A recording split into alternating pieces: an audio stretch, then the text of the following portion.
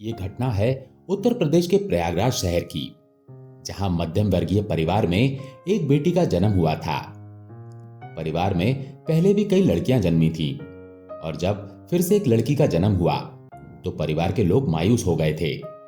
सभी को बेटा चाहिए था और बेटी के जन्म पर कोई खुश नहीं था। बच्ची का नाम सरिता रखा गया। सरिता के पिता का नाम रामदयाल और माता का नाम गायत्री था। सरिता बचपन से ही पढ़ाई लिखाई में बहुत होशियार थी।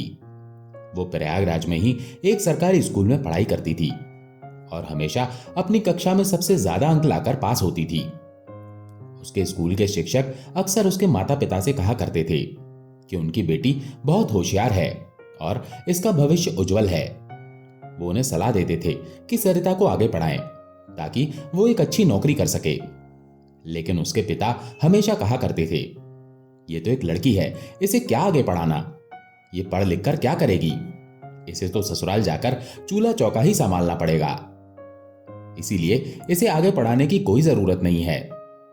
परंतु उसकी मां गायत्री अपने पति से लड़ाई झगड़ा करके सरिता को हमेशा पढ़ाती आई थी। धीरे धीरे समय बीत रहा था और अब सरिता 10वीं कक्षा में पढ़ाई कर रही थी। उसकी उम्र लगभग 16 साल थी। तभी समाज के कुछ लोग सरिता के लिए रिश्ता लेकर उसके माता पिता और दादा दादी के पास आए। ये सुनकर सरिता बहुत दुखी हो गई, क्योंकि उसकी उम्र अभी सिर्फ 16 साल थी। लेकिन उसके पिता रामदयाल बहुत खुश थे, क्योंकि लड़के वाले एक अमीर खानदान से थे। वो चाहते थे कि जल्दी से सरिता की शादी करके इस जिम्मेदारी से मुक्त हो जाऊं। सरिता के दादा दादी भी इस रिश्ते के लिए तैयार हो गए, लेकिन उसकी मां गायत्री अब भी उदास थी। सबने बिना सरिता की रजामंदी पूछे और उसकी पसंद नापसंद जाने बिना ही इस रिश्ते के लिए हां कर दी। लड़के की उम्र करीब 18 साल थी, जबकि सरिता की सिर्फ 16 साल। जब सरिता को पता चला कि उसकी शादी के लिए रिश्ता तय कर दिया गया है और कुछ दिनों में उसकी शादी होने वाली है, तो वो बहुत दुखी हो गई। उसने अपनी मां से कहा, मां, मुझे आगे की पढ़ाई करनी है, मैं आगे पढ़ना चाहती हूं, मुझे अभी शादी नहीं करनी है। लेकिन उसकी मां गायत्री भी क्या कर सकती थी, वो भी अपने सास ससुर और पति के आगे मजबूर थी। एक दिन उसने अपने पति रामदयाल से कहा, अभी सरिता शादी नहीं करना चाहती है, उसे पढ़ाई करने दीजिए, इसकी शादी हम बाद में करवा देंगे। ये सुनकर रामदयाल बहुत गुस्से में आ गए। उन्होंने गायत्री को खूब पीटा और प्रताड़ित किया, ये कहते हुए कि तू ही इस लड़की को बिगाड़ रही है, बड़ी होकर ये किसी लड़के के साथ भागकर शादी कर लेगी और मेरा नाम समाज में डुबा देगी। इससे अच्छा है कि मैं भी इसकी शादी करके इस समस्या से छुटकारा पा लूं। ये सब सुनकर सरिता बहुत दुखी हो गई। अपनी मां को मार खाते हुए देखकर वो भी पिघल गई और शादी के लिए हां कर दी। इसके बाद उसकी 10वीं की परीक्षा हुई, जिसमें वो अच्छे नंबरों से पास हुई। लेकिन अब उसकी शादी की तारीख पास आ गई और उसे ये विवाह करना पड़ा, जो वो नहीं चाहती थी। शादी के अगले दिन सरिता ने अपने पति से बात करने की कोशिश की, लेकिन उसका पति ना तो उसकी तरफ देखता था और ना ही उसके करीब आता था। शादी के बाद भी दोनों के बीच दूरियां बनी रहीं। सरिता अपने सास ससुर और घर के अन्य लोगों की सेवा करती थी। वो सुबह जल्दी उठकर खाना बनाती, घर की साफ सफाई करती। धीरे धीरे उसके सास ससुर भी उसे प्रताड़ित करने लगे। आए दिन वो उसे ताने मारते थे और ढेर सारा काम करवाते थे। अब उसका पति भी धीरे धीरे उसे प्रताड़ित करने लगा। वो रोज रात को शराब पीकर आता और सरिता को परेशान करता। सरिता धीरे धीरे बहुत ज्यादा परेशान हो रही थी। एक दिन वो अपने माता पिता के घर जाती है, जहां वो अपनी मां और अपने पिता को अपने साथ हो रहे अत्याचार के बारे में बताती है। लेकिन उसके पिता उसका साथ नहीं देते और कहते हैं, जैसा तेरे सास ससुर कहते हैं तू वैसा ही कर, अपने पति से ज्यादा झगड़ा मत किया कर। ऐसा कहकर वो सरिता को ससुराल वापस भेज देते हैं। अब ना तो उसके पिता उसकी सहायता करते हैं और ना ही कोई उसका पक्ष लेता है। ससुराल उसके लिए पूरी तरह से नरक बन चुका था। एक दिन सरिता की मुलाकात उसकी सहेली मीनाक्षी से होती है। मीनाक्षी कहती है, तेरा 10वीं का रिजल्ट आ गया है और तूने बोर्ड में सबसे ज्यादा नंबर लाकर टॉप किया है। ये सुनकर सरिता खुश तो होती है, लेकिन मायूस भी हो जाती है और अपनी सहेली के सामने फूट फूट कर रोने लगती है। मीनाक्षी पूछती है, क्या हुआ? तूने पूरे जिले और प्रदेश में टॉप किया है, फिर भी तू क्यों रो रही है? तब सरिता अपनी आप बीती बताती है और कहती है, मुझे तो आगे की पढ़ाई करनी है और एक बड़ा अधिकारी बनना है, लेकिन मेरे ससुराल वाले मुझे बहुत प्रताड़ित करते हैं, मुझसे खूब काम करवाते हैं और मेरा पति मुझे रोज रात को पीटता है और मेरी खूब पिटाई करता है। ये सुनकर मीनाक्षी भी रोने लग जाती है और कहती है, तू कब तक इस नरक में रहेगी? एक ना एक दिन तुझे इससे बाहर आना ही पड़ेगा, वरना तू इसी तरह जीते जी मर जाएगी। इससे अच्छा है कि तू अपनी पढ़ाई जारी रख और 11वीं की परीक्षा दे और आगे की पढ़ाई भी कर और आगे जाकर एक बड़ी अफसर बन। अगर तू ऐसे ही इस नरक में रहेगी तो अपनी पूरी जिंदगी कैसे बिताएगी? मीनाक्षी सरिता का काफी उत्साह बढ़ाती है और कहती है, तू आगे पढ़ाई कर, तेरे बहुत बड़े सपने थे, आखिर क्या हुआ तेरे उन सपनों का? इसके बाद सरिता गहरी सोच में पड़ जाती है। थोड़ा समय आगे बढ़ता है, लेकिन मीनाक्षी की बातें सरिता के दिमाग में गहराई से बैठ जाती हैं। इसके बाद सरिता के दिमाग में कई तरह के विचार आते हैं और एक दिन वो अपने ससुराल को छोड़कर भागने की ठान लेती है। एक रात वो अपने कुछ गहने जो उसके माता पिता ने उसे दिए थे, उन्हें लेकर ससुराल छोड़ देती है और बस पकड़कर दिल्ली चली जाती है। वहां उसकी एक सहेली रहती थी। वो दिल्ली में ही रहकर अपनी आगे की पढ़ाई पूरी करने लगती है। सरिता दिल्ली के एक सरकारी स्कूल में दाखिला लेती है, जहां वो अपनी 11वीं की परीक्षा देती है। 11वीं पास करने के बाद उसे 12वीं में दाखिला मिल जाता है। वो छात्रवृत्ति के आधार पर अपना दाखिला लेती है और अपनी सहेली के घर पर ही रहती है। उसके पास कुछ पैसे और गहने भी थे, जिससे उसका गुजारा चलता था। धीरे धीरे समय आगे बढ़ता है। उसके माता पिता और ससुराल वाले सरिता को ढूंढ ढूंढ कर हार मान चुके थे। उधर सरिता अपनी आगे की पढ़ाई जारी रखती है। समय के साथ वो 12वीं कक्षा में भी अच्छे नंबरों से पास हो जाती है। इसके बाद उसके अच्छे परिणाम के आधार पर उसे एक अच्छे कॉलेज में एडमिशन मिल जाता है और वो बीए की परीक्षा में काफी अच्छे नंबर लाकर पास होती है और अपना नाम रोशन करती है। अब उसका लक्ष्य आगे एक बड़ा अफसर बनने का था। एक दिन उसके कॉलेज में दिल्ली की कलेक्टर मैडम आती हैं। कलेक्टर मैडम अपने भाषण में अपने जीवन के संघर्षों को सभी बच्चों के साथ साझा करती हैं। कलेक्टर मैडम की कहानी सुनकर सरिता बहुत प्रभावित होती है और वहीं से कलेक्टर बनने की प्रेरणा पाती है। सरिता उसी दिन ठान लेती है कि वो भी एक दिन कलेक्टर बनेगी, लेकिन उसे ये समझ नहीं आ रहा था कि आखिर कलेक्टर बनने के लिए क्या करना पड़ता है। उसे इस बारे में जानकारी नहीं थी। इसके बाद वो कलेक्टर मैडम का पीछा करती है। सौभाग्य से कलेक्टर मैडम की नजर सरिता पर पड़ जाती है। वो सरिता से कहती हैं, बेटी क्या हुआ? मैं तुम्हें कब से देख रही हूं, तुम मेरा पीछा कर रही हो। भाषण देते समय भी मुझे तुम्हारे अंदर एक अलग ही उत्सुकता दिखाई दे रही थी। बोल बेटी क्या हुआ? सरिता अपने जीवन की पूरी सच्चाई कलेक्टर मैडम को बता देती है। वो कहती है, मेरा बाल विवाह हुआ है। मेरे ससुराल वाले मुझे बहुत परेशान करते हैं। मेरा पति भी मुझे बहुत प्रताड़ित करता था। वहां से भागकर मैंने दिल्ली के एक सरकारी स्कूल में दाखिला लिया। और अब बीए की परीक्षा दे रही हूं। ये सुनकर कलेक्टर मैडम कहती हैं, सरिता तुम बहुत बहादुर हो और तुमने बहुत अच्छा किया। तुमने अपने उज्जवल भविष्य के लिए कदम उठाया। अगर तुम चाहो तो अपने भविष्य को बहुत सुनहरा बना सकती हो। सरिता उनसे पूछती है, मैडम मुझे आगे जाकर क्या करना चाहिए? मैं भी आपके जैसी बड़ी अफसर बनना चाहती हूं। तब कलेक्टर मैडम सरिता को बताती हैं, अगर तुम्हें मेरे जैसा बड़ा अफसर बनना है तो तुम्हें आईएएस की परीक्षा देनी होगी। ये परीक्षा काफी कठिन होती है, लेकिन मुझे तुम्हारे अंदर वो काबिलियत नजर आ रही है। अगर तुम चाहो तो ये परीक्षा दो और इसकी तैयारी करो। एक दिन तुम भी एक बहुत अच्छी कलेक्टर बनोगी। ये सुनकर सरिता बहुत प्रभावित होती है। अब उसे अपना लक्ष्य मिल चुका था। वो समझ चुकी थी कि उसे कलेक्टर बनना है। इसके बाद वो बाकी की परीक्षाएं पास करके आईएएस बनने की तैयारी में जुट जाती है। वो एक कोचिंग सेंटर में दाखिला लेती है। उसके पास जो गहने पड़े थे उन्हें बेचकर वो अपना दाखिला लेती है। सरिता अपनी आगे की पढ़ाई जारी रखती है। इसके बाद उसकी मुलाकात एक गांव के लड़के से होती है जो आईएएस की तैयारी कर रहा होता है। उसका नाम सौरभ था। सरिता और सौरभ के बीच धीरे धीरे दोस्ती हो जाती है। सौरभ भी पढ़ाई में बहुत तेज था और उसकी जिंदगी की कहानी भी काफी गंभीर थी। वो भी एक गरीब परिवार से था और अपने पूरे परिवार को छोड़कर कलेक्टर बनने के लिए दिल्ली आया था। धीरे धीरे दोनों के बीच नजदीकियां बढ़ने लगती हैं।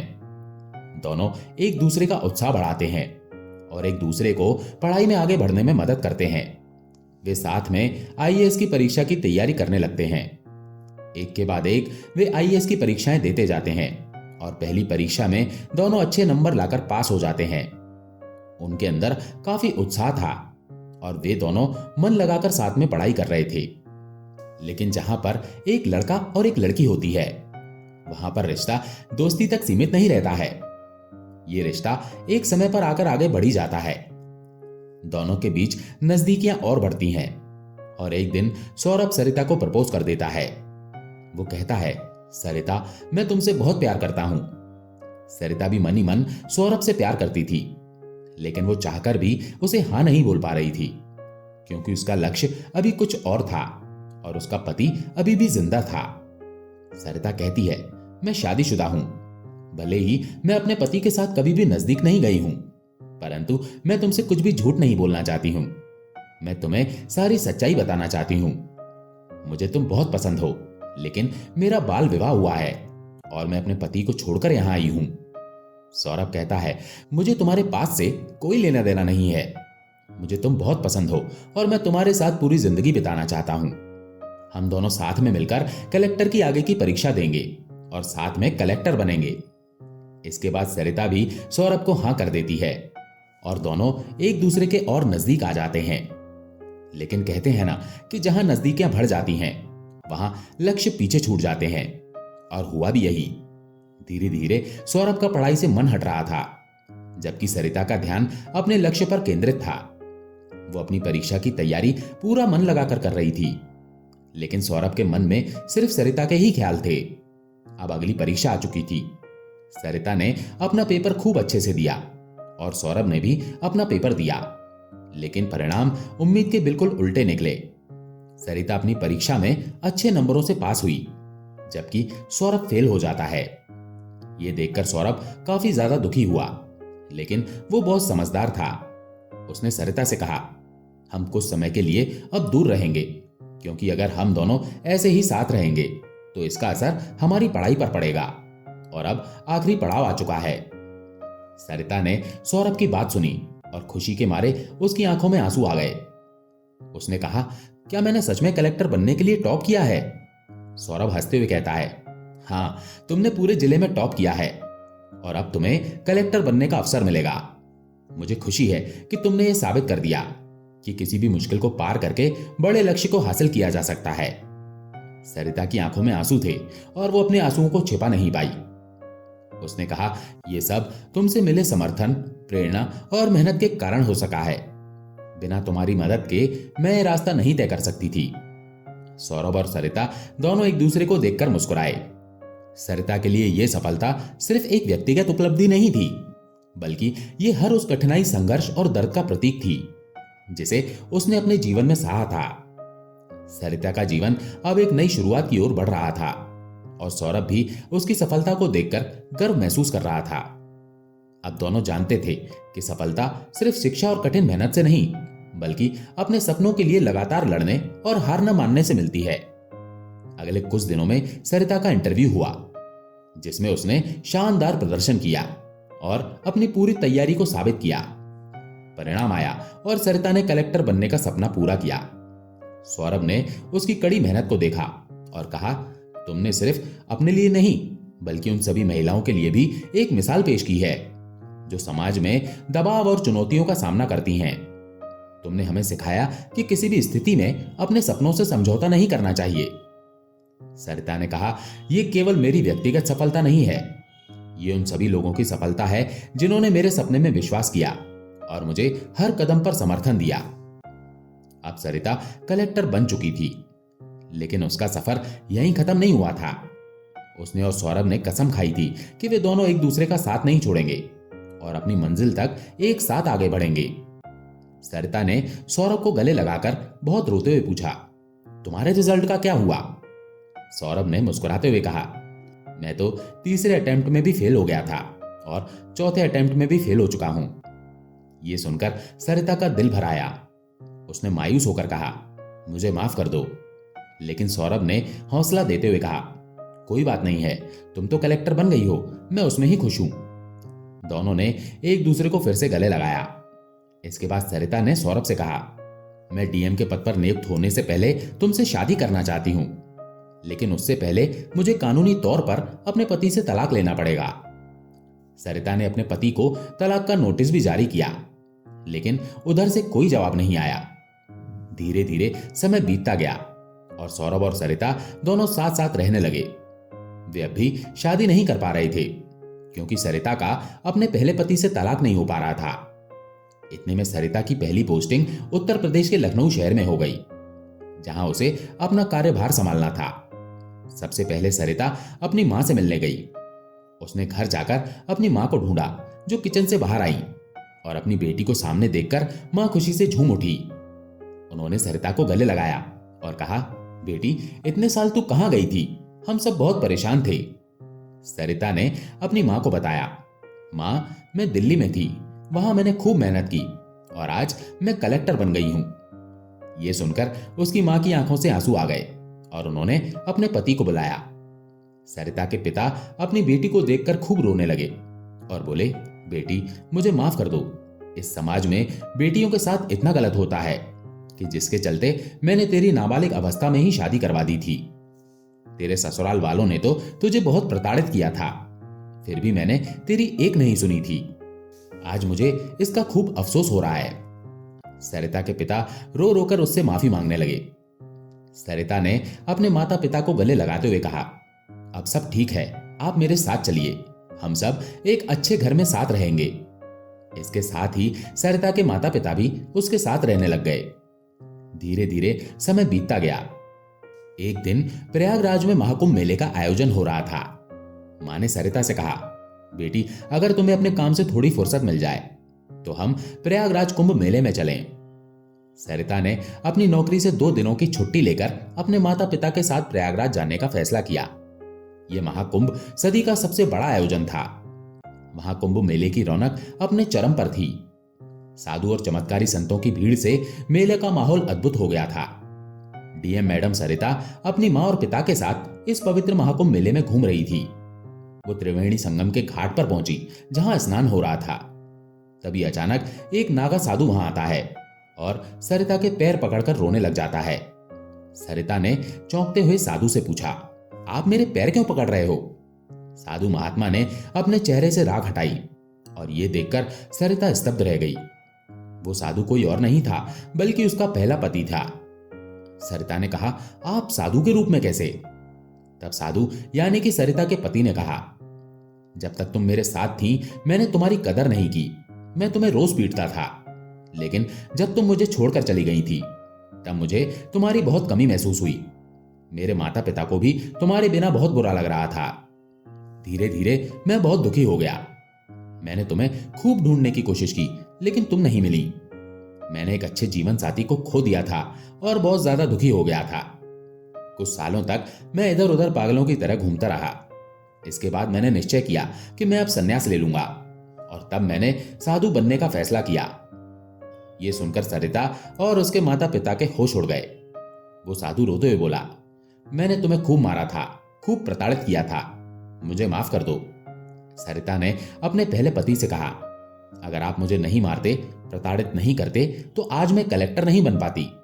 नियति ने यही लिखा था, जो भगवान चाहते हैं वही होता है। अगर आप और आपके माता पिता मुझे प्रताड़ित नहीं करते तो आज मैं डीएम नहीं बन पाती।